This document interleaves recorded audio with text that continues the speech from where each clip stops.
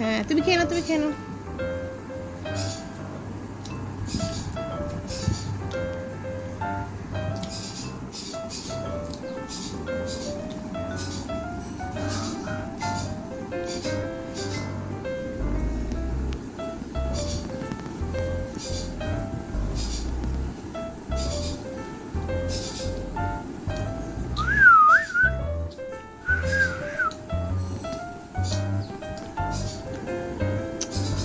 তোর নাম কি রে? তোর নাম কি? কুঁজু কুঁজু, ওদিকে সর।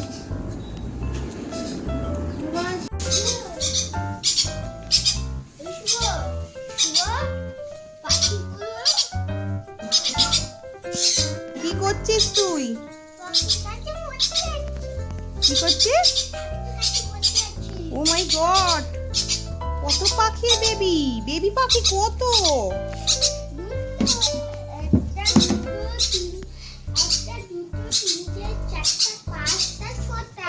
মাই গড, এই দেখো। চলো হ্যান্ড ওয়াশ করে নাও, খাবে। কি করছো? ও মাই গড, ওদের লেগে যাবে। তোমার ভালো লাগে? দেখো সবাই তোমায় কত ভালোবাসে।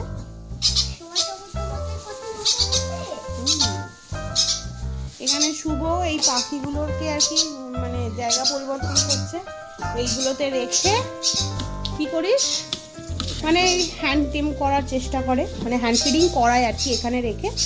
আর এইখানে আবার দুটো পাখি, এগুলো নাকি অনেক দিনে অন্য কোথাও রেখেছিল, এই যে নিয়ে এসছে এইগুলোকে। এই পাখি এরা খুব ভালো, এরা কিছু বলে না, এগুলো নতুন এসছে।